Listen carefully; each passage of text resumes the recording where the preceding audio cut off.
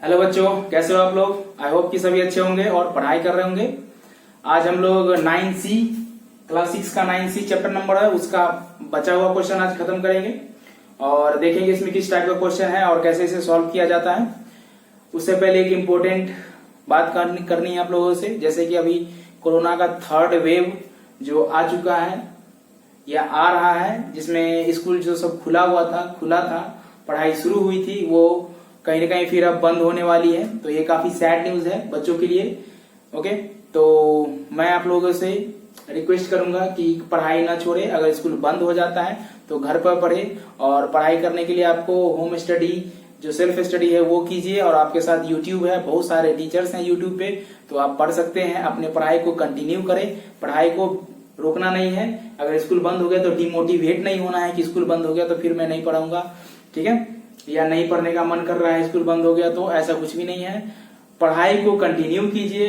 In future जब आप कुछ बनना चाह रहे हो तो आपको पढ़ना जरूरी है, चाहे स्कूल बंद है या कोचिंग बंद है या कोई टीचर नहीं है, तो आप सेल्फ स्टडी कीजिए, यूट्यूब से पढ़ाई कीजिए, लेकिन करिए। ओके, क्योंकि आप फ्यूचर में जो बनना चाह रहे हैं, IAS, IPS, doctor, engineer, army में जाना चाह रहे हैं, कोई भी हो, ठीक है, जो एक प्रोफेशनल वर्क है जो आप करना चाह रहे हैं, बनना चाह रहे हैं, तो आपको पढ़ना काफी जरूरी है, ठीक है। क्योंकि जब आप पढ़ेंगे तो देश को एक अच्छा सा फ्यूचर मिलेगा। तो यू शुड रीड और अपने हेल्थ का ध्यान रखिए और पढ़ाई कीजिए। ओके, स्कूल बंद हो जाएगा तो डिमोटिवेट कभी नहीं होना है, बस पढ़ाई पे फोकस करना है। आपके पास बुक है और इंटरनेट है तो कोई नहीं रोक सकता आपको पढ़ने से। तो आज चलिए हम लोग क्या पढ़ने वाले हैं, 9C का बचा हुआ क्वेश्चन। चलिए शुरू करते हैं। ओके, तो क्वेश्चन नंबर 12 से हम लोग स्टार्ट करते हैं। ये एज रिलेटेड क्वेश्चन है। ये एज रिलेटेड क्वेश्चन का बेसिक क्वेश्चन है। आप जब पढ़ाई करोगे आगे तो आपको 8, 9, 10 तक में ये एज से रिलेटेड क्वेश्चन आएगा एग्जाम में, और आपको एग्जाम में ये क्वेश्चन पूछेगा ही पूछेगा। तो आप ध्यान से इसे देखिए और इसे सीखिए कि कैसे इसे किया जाता है। ओके, तो एज रिलेटेड क्वेश्चन आपको आ गया तो आप फोकस कीजिए। क्वेश्चन क्या बोल रहा है, Reena is 6 years older than her brother Ajay. Okay, if sum of their age is 28 years, what are their present age. It means Reena और अजय का प्रेजेंट एज जो है वो फाइंड करने के लिए बोल रहा है, और इसमें कुछ कंडीशंस दिए हुए हैं। तो कंडीशन क्या है, कंडीशन दिया हुआ है कि रीना जो है अपने भाई से 6 साल बड़ी है। ओके, और दोनों के एज का जो ऐड है, मतलब सम है, वो कितना है, 28 ईयर है। तो रीना का एज प्रेजेंट एज क्या होगा, अजय का प्रेजेंट एज क्या होगा। तो एक क्लू हम उठाते हैं और उस क्लू से इस क्वेश्चन को सॉल्व करते हैं। तो पहले क्या बोल रहा है question, Reena is 6 years older than her brother Ajay, मतलब रीना अपने भाई से 6 साल बड़ी है। अगर अजय का एज x ईयर है, हमें तो अजय का एज पता नहीं है, तो अजय का x एज हम लोग क्या करेंगे, मान लेंगे, ठीक है, अज्यूम करेंगे कितना है, x है। तो रीना का एज 6 साल बड़ी है, इट मीन x + 6 होगा। तो हम लोग लिखेंगे यहां let age of Ajay is x, then age of Reena is x + 6। ये अजय का एज हो गया, उसकी बहन का एज हो गया, ठीक है। 6 साल बड़ी है इसीलिए x + 6, ठीक है। किससे बड़ी है, अजय से, तो अजय के एज में 6 साल ऐड कर देंगे तो ये रीना का एज हो गया। Now sum of their age is कितना है, 28 years। so x + 6 = 28। ये आ गया। दोनों का एज ऐड करने पे कितना आ रहा है, 28 आ रहा है। अब इसको हम लोग करेंगे, सॉल्व करेंगे तो क्या हो जाएगा, ये x क्या हो जाएगा, ये 2x + 6 = 28। तो 2x, x को अकेला करना है तो 2x = क्या हो जाएगा, 28 - 6 इक्वल टू क्या हो जाएगा, ये 28 में से 6 चला गया, कितना बचेगा, तो बचेगा 22 और इधर क्या आ जाएगा 2x। x इक्वल टू क्या हो गया 22/2 और ये से कट जाएगा, तो x इक्वल टू क्या हो गया 11।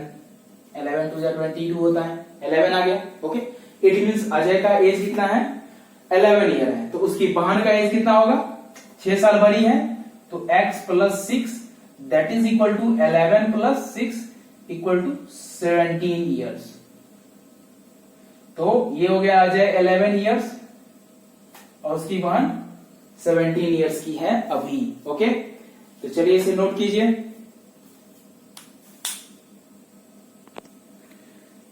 Thirteen number question, same question है बट यहाँ पे सम की जगह पे डिफरेंस दिया हुआ है। क्या क्वेश्चन कर रहा है, Deepak is twice as old as his brother, मतलब दीपक अपने भाई की उम्र से डबल है। ट्वाइस मतलब क्या होता है, डबल मतलब दुगुना। ओके, उसके भाई का एज जितना होगा उससे दीपक क्या है, दुगुना बड़ा है।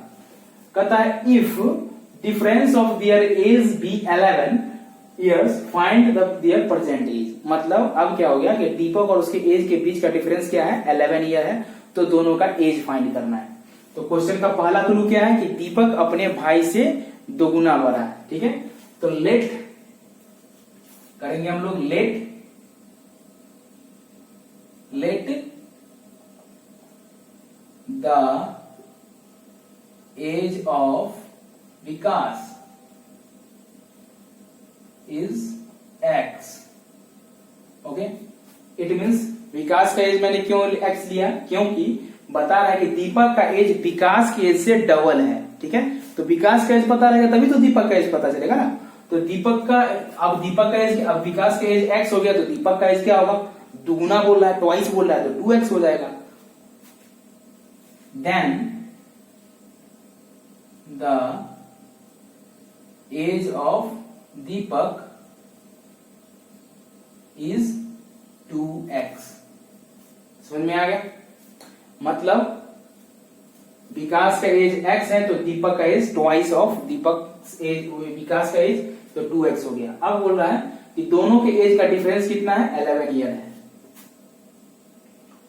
According to question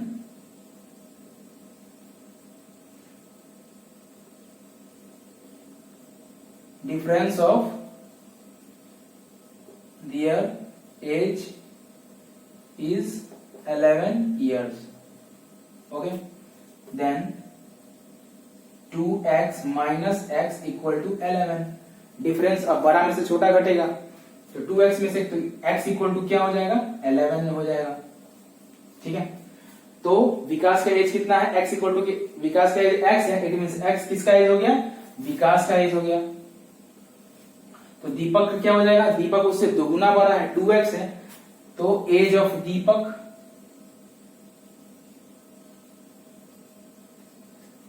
to x, तो क्या हो जाएगा 2 इंटू 11 एंड इक्वल टू क्या हो जाएगा 22। तो दीपक का एज हो जाएगा 22 ईयर्स और विकास का एज होगा 11 ईयर्स। ओके, तो दोनों के बीच का डिफरेंस देखो 11 ईयर्स है और दोनों का एज भी पता चल गया। तो चलिए इसे नोट कीजिए।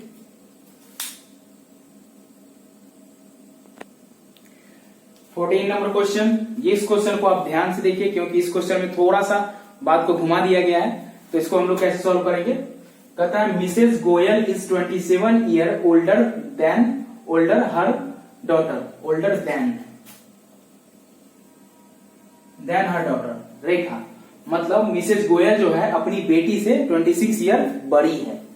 ठीक है, अब बोल रहा है क्वेश्चन आफ्टर 8 ईयर, मतलब 8 साल के बाद she will be twice as old as Rekha, मतलब 8 साल बाद वो रेखा की उम्र की दुगुनी हो जाएगी। बात समझ में, रेखा की उम्र की जो होगा दुगुना उसके बराबर हो जाएगा किसका एज, इसकी माँ का, मतलब मिसेस गोयल का। तो कैसे इसको सॉल्व करेंगे, तो हम लोग क्या करेंगे, पहले प्रेजेंट एज लिखेंगे। तो प्रेजेंट एज क्या है, तो प्रेजेंट एज है mister Goyal is 27 year older than her daughter, मतलब मिसेज गोयल और इसकी बेटी का प्रेजेंट एज क्या है, तो पी यहां पर लिखेंगे let the present age of Rekha is x। Okay, Rekha का प्रेजेंट एज कितना है, x है।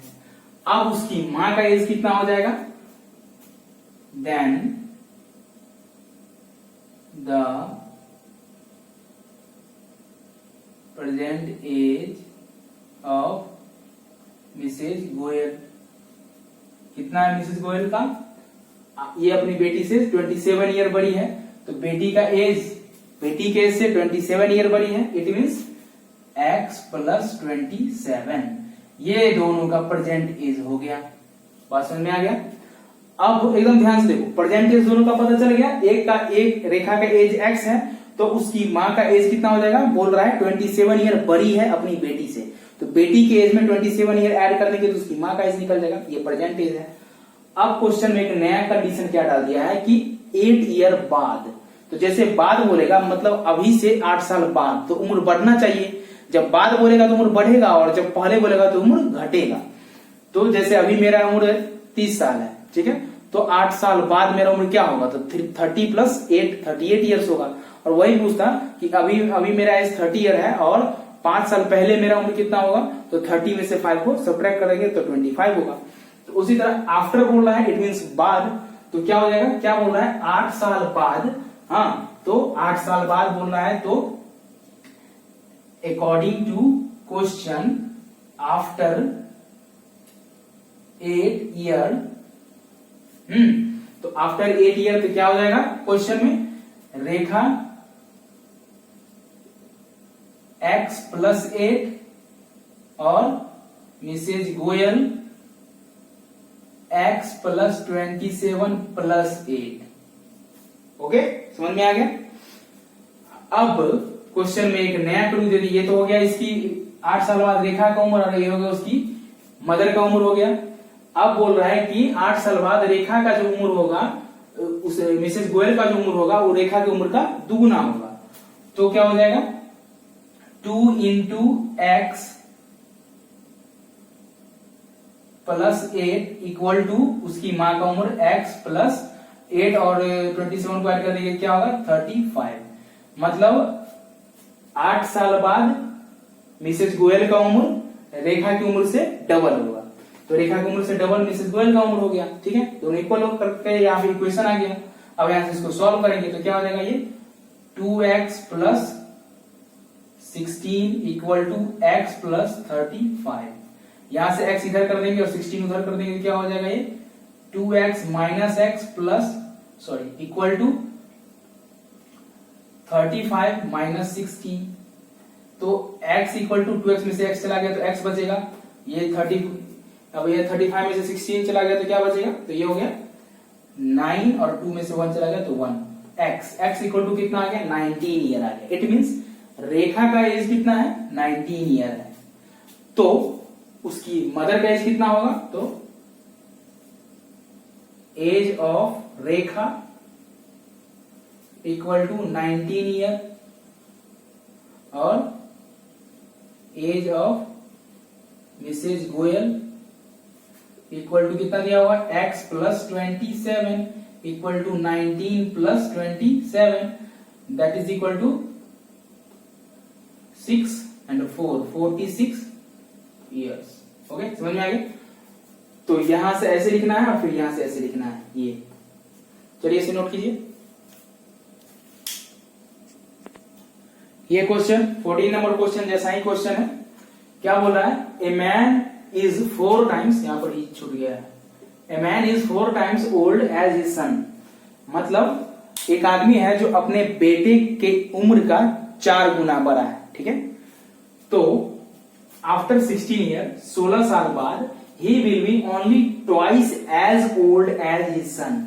16 ईयर बाद वह अपने बेटे के उम्र का सिर्फ दोगुना रह जाएगा। ठीक है, अपने बेटे की उम्र का दोगुना। बात समझ रहे हो। अब इस क्वेश्चन को कैसे हम लोग सेट करेंगे, कैसे इसको इक्वेशन में लिखेंगे, तो पहले अब प्रेजेंट एज फाइंड करने के लिए बोला है, तो एज्यूम क्या करना है, प्रेजेंट एज। तो क्या लिखेंगे हम लोग, let the present age of sun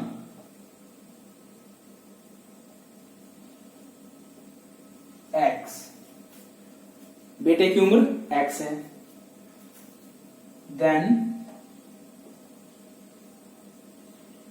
present age of father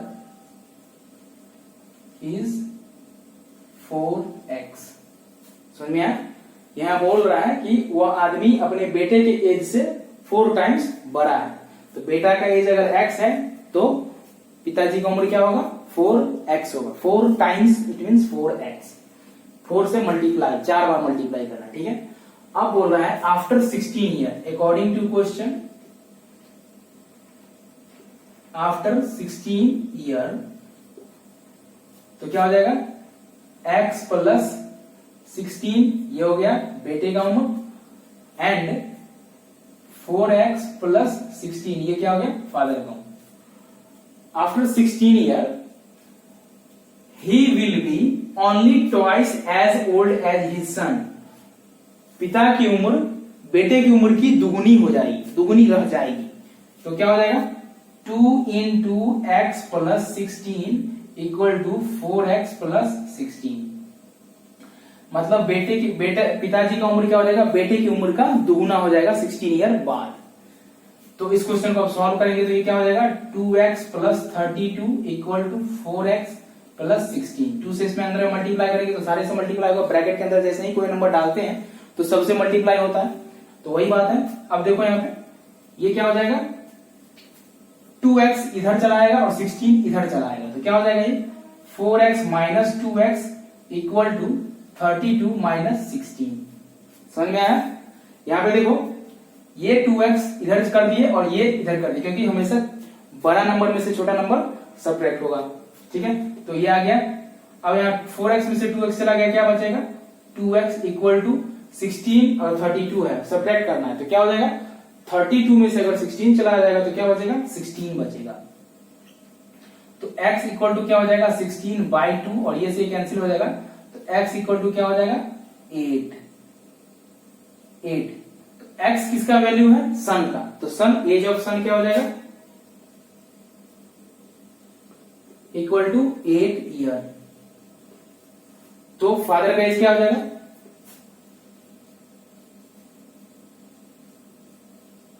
क्या दिया हुआ? 4 टाइम्स दिया हुआ, present as 4x। 4x equal to क्या हो जाएगा? 4 इंटू 8 इक्वल टू 32 ईयर्स। तो बेटे का उम्र 8 साल और पिताजी का उम्र 32 ईयर्स। चलिए इसे नोट कीजिए। अब 16 नंबर क्वेश्चन, जैसा पहले क्या था? बाद का था, अब पहले का आ गया। तो कहता है a man is thrice old as his son. मतलब एक आदमी अपने बेटे की उम्र का तिगुना है। थ्राइस मतलब तिगुना, 3 टाइम्स। अब बोल रहा है यहाँ पे 5 ईयर एगो। अब एगो मतलब क्या होता है? एगो मतलब होता है पहले। बाद में क्या होता है? आफ्टर। एगो मतलब पहले, मतलब अभी से पीछे जाना है, जो प्रेजेंट एज है उससे पीछे, 5 ईयर पहले। The man was 4 times old as his सन। तो आदमी 5 साल पहले अपने बेटे की उम्र का 4 गुना था। तो find the year present age. Question समझ में आ गया कि एक आदमी है, वो अभी अपने बेटे की उम्र का 3 गुना है, लेकिन 5 साल पहले वो अपने बेटे का एज का 4 गुना था। मतलब बेटे के एज का 4 गुना था, उसका एज 5 साल पहले। अब ये पूरा का पूरा सेटअप कैसे लिखेंगे हम लोग? तो हम लोग लिखेंगे इसको, let the present age of son equal to x, then present age of father क्या हो जाएगा? यहां पे लिखा हुआ है थ्राइस, मतलब तिगुना, 3 टाइम्स, 3 इंटू एक्स, तो ये हो जाएगा 3x। अब बोल रहा है 5 साल पहले, तो यहां पे लिखेंगे according to question, after, sorry before. Ago मतलब क्या होता है? बिफोर। यहां पे बिफोर होगा।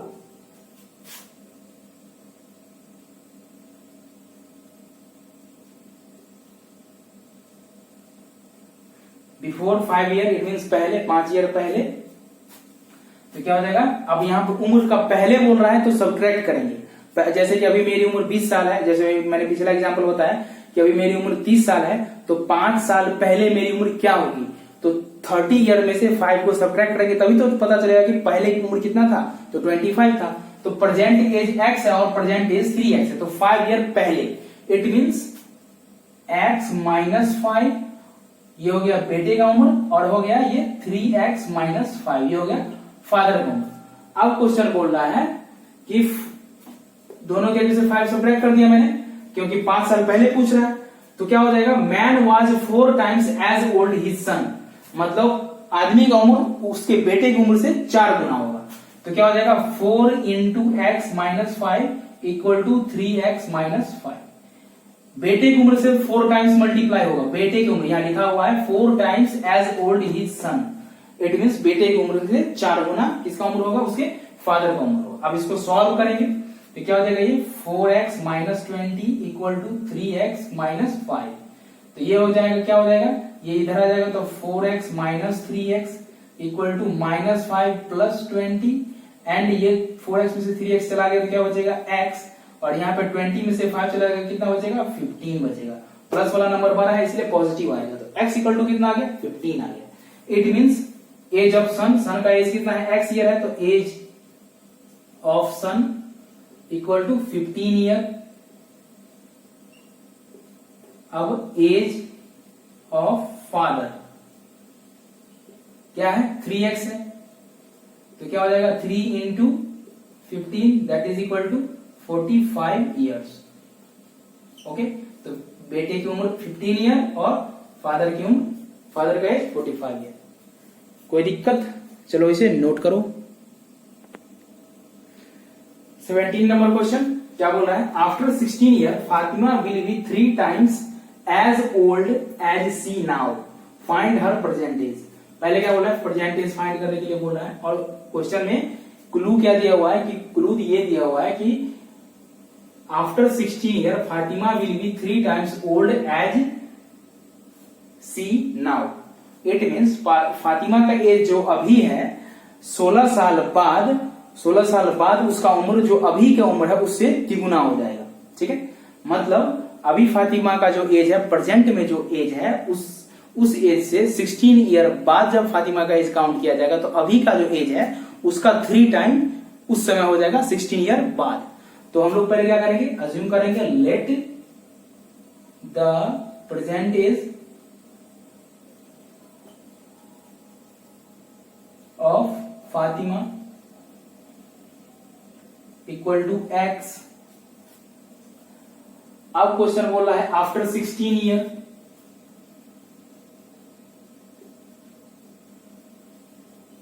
तो x plus 16 according to question क्या बोल रहा है, after 16 year Fatima will be 3 times old as she now. तो अभी उसका उम्र कितना है, x है, तो 16 साल बाद क्या हो जाएगा, ये अभी की उम्र से 16 ईयर अभी की उम्र से तिगुना हो जाएगा। It means 3x equal to x plus 16। अब इसको सॉल्व करेंगे तो 3x, ये x इधर जाएगा तो minus x equal to 16, 2x equal to 16 और x इक्वल टू 16/2, इससे कट जाएगा, तो परसेंटेज ऑफ फातिमा क्या हो जाएगा, 8 ईयर। परसेंटेज मैंने क्या माना था, 8 ईयर आंसर हो जाएगा। ओके, चलो इसे नोट करो।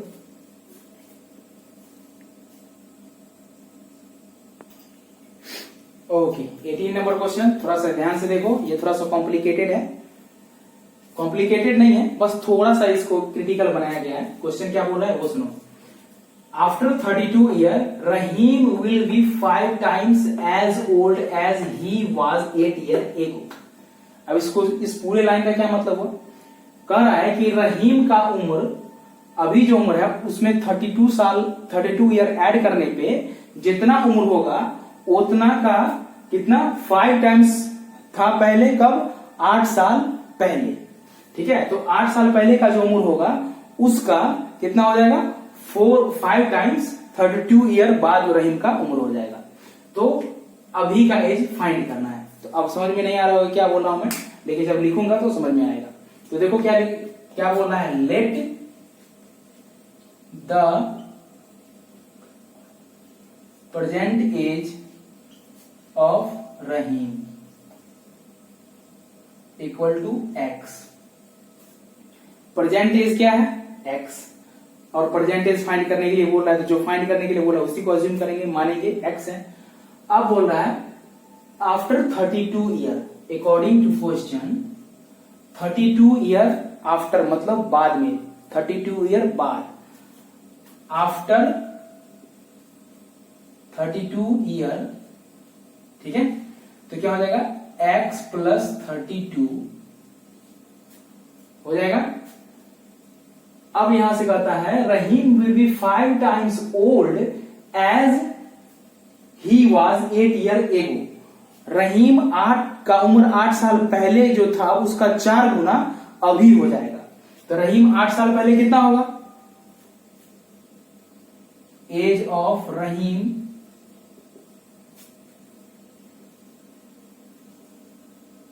Before 8 year x minus 8 now, तो क्या हो जाएगा? 5 टाइम्स बोल रहा है, तो 5 into x minus 8 equal to x plus 32। अब यहां पर क्वेश्चन को समझो कि रहीम के उम्र में 32 ईयर ऐड होगा, तो उसका उम्र जो 8 साल पहले था, मतलब 8 साल घटाने के बाद 8 साल पहले जो उम्र था उसका 5 टाइम्स होगा अभी का उम्र। रहीम का उम्र 8 साल पहले जो था उसका 5 टाइम्स होगा अभी का उम्र, ठीक है। तो ये हो गया, सॉरी 32 ईयर बाद का उम्र, अभी का नहीं, अभी का तो x ईयर है। तो रहीम का एज जो होगा 8 साल पहले जो था उसमें, उसके बाद 32 ईयर ऐड करने के उसका 5 टाइम्स होगा। अब इसको सॉल्व करेंगे तो क्या हो जाएगा? ये हो जाएगा 5x minus 40 equal to x plus 32। अब इसको सॉल्व करेंगे तो क्या हो जाएगा? 5x minus x equal to 32 plus 40। ये माइनस उधर जाएगा तो प्लस हो जाएगा। ये हो जाएगा 4x इक्वल टू 2 और 7 72। x इक्वल टू क्या हो जाएगा? 72/4। ये से ये कट जाएगा तो x इक्वल टू क्या हो जाएगा? 18। और यही हमें फाइंड करना है present age. Present age of Rahim is 18 years। Okay, चलिए इसे नोट कीजिए।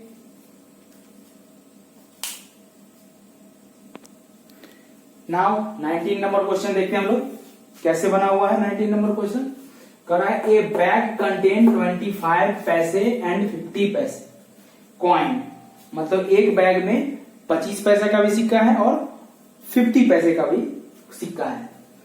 Total value of coin is 30 rupees. अब वो जो टोटल सिक्का है उसका वैल्यू कितना है? 30 रुपीज है। अब कंडीशन दिया हुआ है कि इफ नंबर ऑफ 25 पैसा coin is 4 times that of 50 पैसा कॉइन, इट मीन्स 50 पैसा का जितना कॉइन है उसका 4 गुना कॉइन कितना है? 25 पैसे का कॉइन है। इट मीन्स अगर 50 पैसे का कॉइन x है तो 25 पैसे का कॉइन कितना हो जाएगा? 4 गुना है, इट मीन्स 4x है। तो find the number of coin. तो हम लोग क्या करेंगे? उसी तरह बनाएंगे फिर, लेट नंबर ऑफ 50 पैसे कॉइन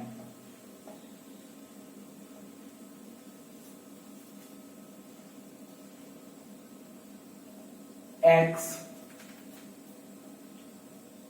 तो नंबर ऑफ 25 पैसा कॉइन कितना हो जाएगा?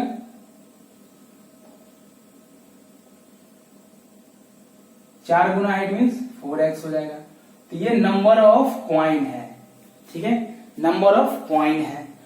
अब बोल रहा है उस कॉइन का वैल्यू कितना है? 30 रुपीज है। तो नंबर ऑफ कॉइन मतलब ये सिक्का का संख्या हो गया, तो सिक्का इतना 50 पैसे का सिक्का x है और 25 पैसे का सिक्का 4x है। तो ये तो नंबर ऑफ कॉइन आएगा, वैल्यू क्या होगा? तब वैल्यू को वैल्यू से इक्वल करेंगे तभी तो आंसर आएगा ना। तो अब 25 पैसे कॉइन को हम लोग क्या लिख सकते हैं? 25 पैसे इक्वल टू क्या होता है? 25/100, ये से कट जाएगा इक्वल टू 1/4।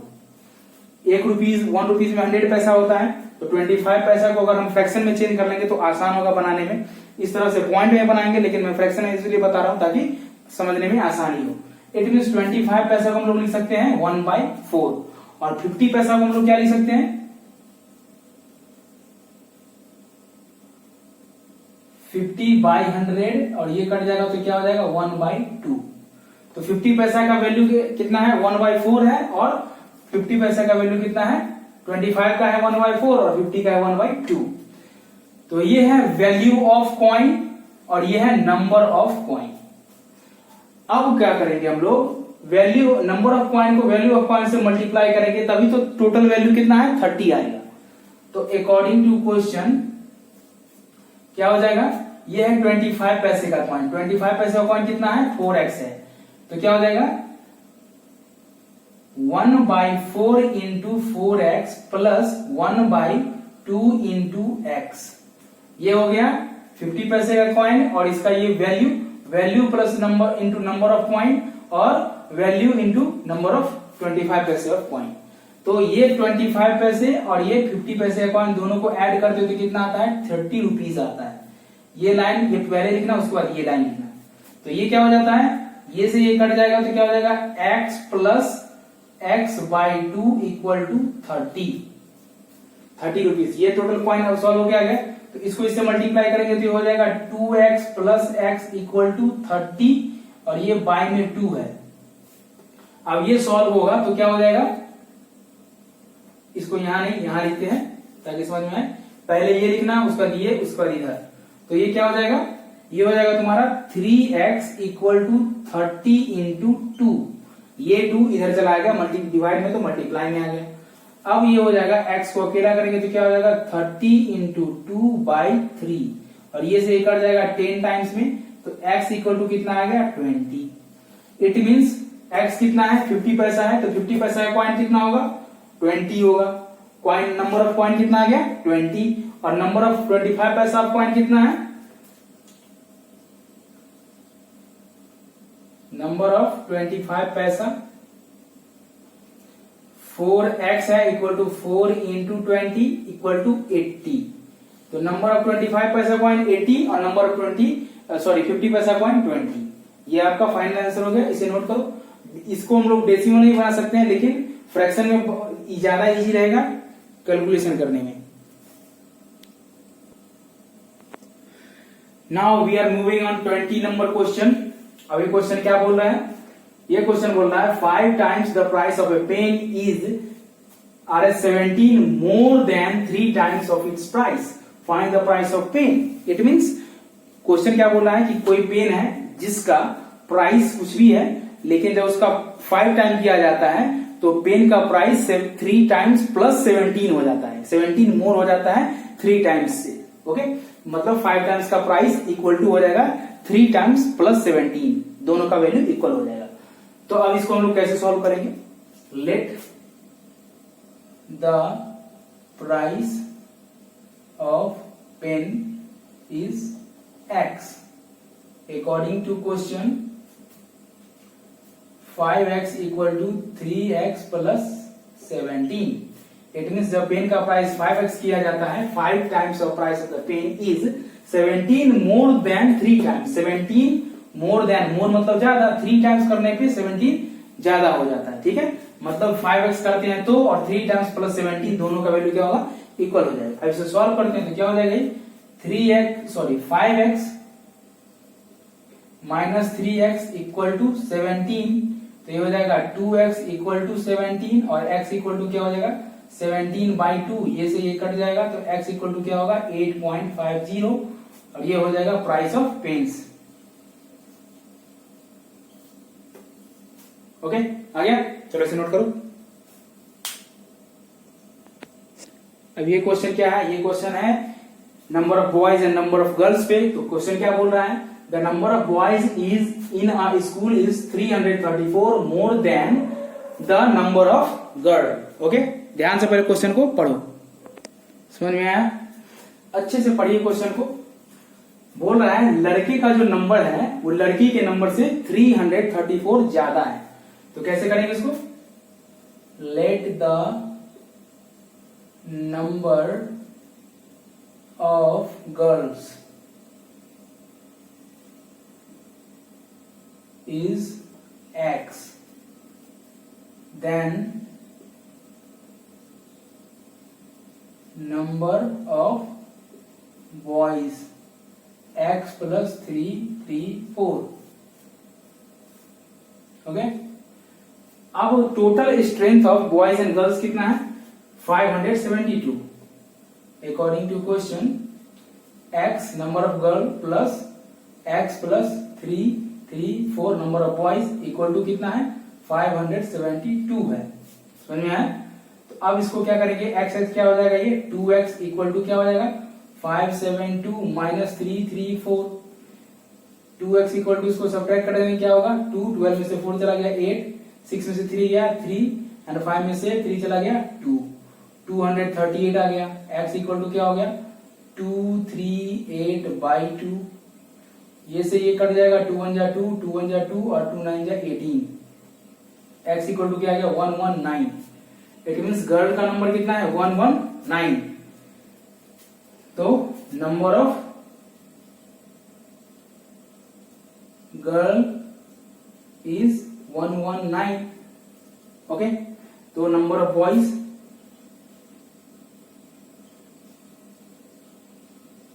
क्या है? 119 प्लस 334. तो क्या हो जाएगा? ये 9 प्लस 4 कितना होगा? 13. 13 का 3 कैरी 1, 3 और 1 क्या हो जाएगा? 4 एंड 3 और 1 क्या हो जाएगा? 4. तो लड़के की संख्या 443 और लड़कियों की संख्या 119. इसको ऐड करेंगे तो 572 आ जाएगा. इसको स्क्वायर करेंगे तो कितना आ जाएगा? 570. Number of boys and number of girl आ गया. ये आंसर हो गया. इसे नोट कीजिए. एक्स के यहाँ पे थोड़ा सा मिस्टेक हो गया, यहाँ पे हो जाएगा 5. ऐड करने में थोड़ा सा मिस्टेक. 4 5 9 और 4 को ऐड करेंगे 13 का 3 कैरी 1, 3 1 4 एंड 1 5 और 3 and 1 4. 453 number of boys and 190 number of girl. चलिए इसे नोट कीजिए.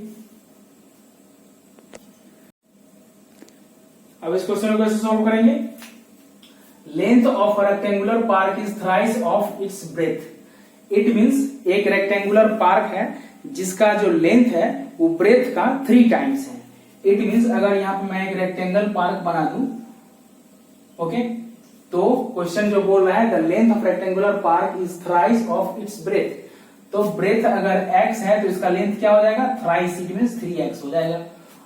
अब बोल रहा है कि इसका पेरीमीटर भी दिया हुआ है. It means perimeter sum of all side of any rectangle that is equal to perimeter. तो क्या होगा? तो इसको हम लोग कैसे सॉल्व करेंगे? तो यहां पर लिखा हुआ है लेंथ क्या है? लेंथ दिया हुआ है ब्रेथ का 3 टाइम्स. तो आ गया. तो अब इसको कैसे सॉल्व करेंगे? तो let the breadth of the park is x, then the length of the park is 3x. अब ब्रेथ पता है, लेंथ पता है, तो perimeter of rectangle equal to क्या होता है? Perimeter of rectangle equal to formula क्या होता है पता है सबको? पेरीमीटर ऑफ रेक्टेंगल क्या होता है? 2 into L plus B. Okay, तो perimeter of rectangle equal to 2 into L plus B होता है. तो पेरीमीटर तो ऑलरेडी दिया हुआ है, तो perimeter of rectangle equal to हम लोग यहां पर लिखेंगे 168 equal to 2 into L plus B, length plus breadth, तो x प्लस 3x. अब इसको सॉल्व करेंगे तो क्या हो जाएगा? 168 इक्वल टू ये हो जाएगा 4x इंटू 2 क्या हो जाएगा? 8x. 3x और इसको ऐड करेंगे तो क्या होगा? 4x और 4x को 2 से मल्टीप्लाई करेंगे तो क्या हो जाएगा? 8x. अब इसको सीधा कर लेते हैं. 8x equal to 168. x का वैल्यू फाइंड करना है तो x को अकेला करेंगे तो 168/8. 8 2 जा 16 एंड 8 1 जा 8. तो x इक्वल टू क्या आ गया? 21 आ गया. तो ये इसका ब्रेथ हो गया 21. तो लेंथ क्या हो गया? लेंथ क्या हो जाएगा? 3x इक्वल टू क्या हो जाएगा 21 इंटू 3, तो ये होगा 3 1 जा 3, 3 2 जा 6। तो अब हम लोग इसको क्या करेंगे, ब्रेथ इक्वल टू क्या हो जाएगा 21 मीटर और लेंथ 63 मीटर। ओके 21 63। चलो इसे नोट करो जल्दी से। ये क्वेश्चन कैसे सॉल्व होगा 23 number question. The length of a rectangular hall is 5 metre more than its breadth. It means इसका जो ब्रेथ होगा उससे 5 ज्यादा क्या होगा, लेंथ होगा। Okay if the perimeter of hall is 74 metre. अब पेरीमीटर भी दिया हुआ है 74 मीटर, तो हमें लेंथ और ब्रेथ का लंबाई फाइंड करना है। तो अगर हम रेक्टेंगल बनाते हैं और जो बोल रहा है वो लिखते हैं तो कैसा होगा, बोल रहा है the length of a rectangular hall is 5 metre more than its breadth. अगर ब्रेथ x है तो लेंथ क्या हो जाएगा, ब्रेथ से 5 मीटर ज्यादा है, तो क्या हो जाएगा x प्लस 5 हो जाएगा। और पेरीमीटर दिया हुआ है total length of all side is equal to 74 metre. तो अब इसे हम लोग इस पिक्चर से भी सॉल्व कर सकते हैं और यहां पर हम लोग लिखेंगे, फिर क्या लिखेंगे, तो लिखेंगे let the breadth of rectangle is x metre, then length of rectangle is x plus 5। Okay आ गया। अब पेरीमीटर ऑफ रेक्टेंगल 74 मीटर दिया हुआ है, तो find its length and breadth. तो हम लोग क्या करेंगे, लिखेंगे वही पेरीमीटर वाला फॉर्मूला अप्लाई करेंगे, क्योंकि हमें लेंथ और ब्रेथ दोनों नहीं पता है, सिर्फ पेरीमीटर पता है। तो हम लोग लिखेंगे perimeter of rectangle equal to 2 into L plus B. Perimeter कितना दिया हुआ है 74, तो लिखेंगे 74 इक्वल टू 2 इंटू एल कितना है, लेंथ और ब्रेथ कितना है, तो x प्लस 5। अब इसको हम लोग सॉल्व करेंगे तो ये क्या हो जाएगा, ये हो जाएगा 74 equal to 2 into 2x plus 5। Okay समझ में आ गया। अब हम लोग इसको क्या करेंगे, अंदर मल्टीप्लाई कर देंगे या यहीं से ये मल्टीप्लाई में इधर काट देंगे, लेकिन डिटेल में बनाते हैं। फिर इसको सीधा कर लेते हैं, तो क्या हो जाएगा ये पहले इसको मल्टीप्लाई करेंगे तो 74 इक्वल टू क्या होगा 2 2 जा 4x प्लस 2 5 जा 10 हो गया। और इसको हम लोग सीधा करेंगे क्या हो गया 4x प्लस 10 इक्वल टू 74। अब x को अकेला करना है तो 4x इक्वल टू क्या हो जाएगा 74 माइनस 10। यहां तक समझ में आ गया। अब यहाँ पे हम लोग इसको सॉल्व करेंगे तो क्या हो जाएगा ये 4x इक्वल टू 64 और x इक्वल टू क्या होगा 64 बाई 4, ये से कट जाएगा तो x इक्वल टू क्या हो गया 16 होगा। x क्या दिया हुआ है, ब्रेथ दिया हुआ, ब्रेथ इक्वल टू 16। तो लेंथ क्या हो जाएगा, लेंथ इक्वल टू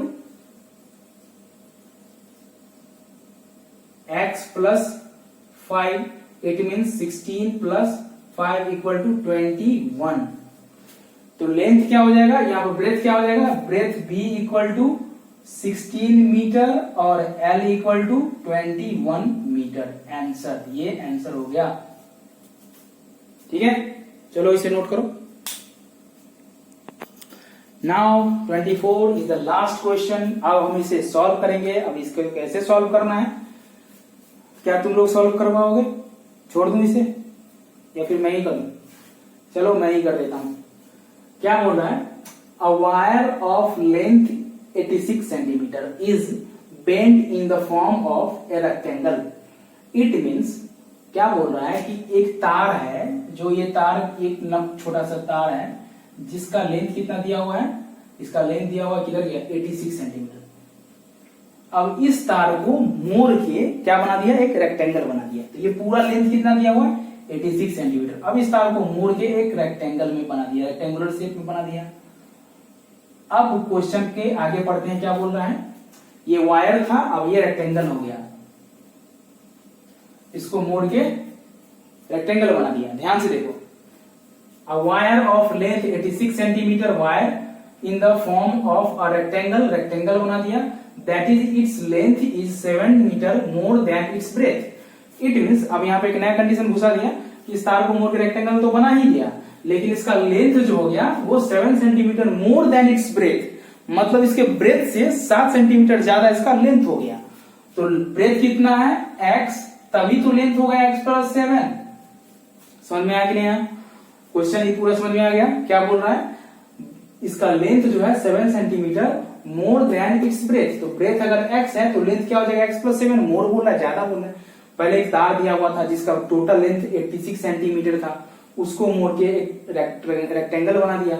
अब रेक्टेंगल में इसका ब्रेथ x है तो लेंथ क्या हो जाएगा x प्लस 7। अब यहां पर ध्यान दो, दिमाग लगाओ, इस टोटल लेंथ, तार का लेंथ कितना है 86 सेंटीमीटर, और इसको घुमा के बना दिया रेक्टेंगल, लेकिन इस रेक्टेंगल का टोटल साइड कितना हो जाएगा, sum of total side of rectangle, that is known as perimeter.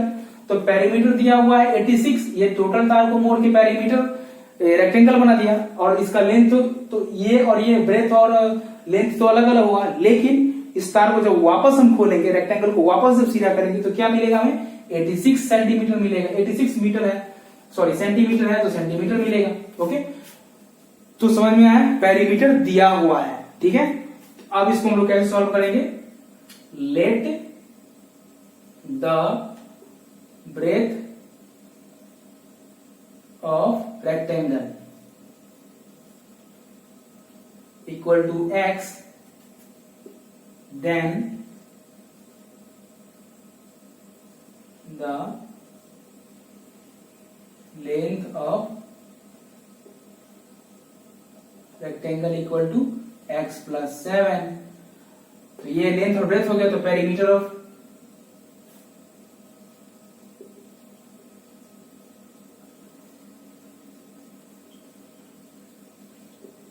To into L plus B, ये पता है। तो पेरीमीटर, यही तार को मोड़ के घुमा के रेक्टेंगल बना दिया है, तो तार का जो टोटल लंबाई है ये टोटल पेरीमीटर हो जाएगा। तो क्या हो जाएगा 86 equal to 2 into x plus 7। अब इसको सॉल्व करेंगे तो क्या हो जाएगा 86 equal to 2 into 2x plus 7। अब इसको अंदर मल्टीप्लाई कर देंगे तो 86 इक्वल टू क्या हो गया 4x प्लस 14। इसको सीधा कर लेंगे तो क्या हो जाएगा ये 4x plus 14 equal to 86। 4x equal to क्या होगा 86 माइनस 14। समझ में आ गया?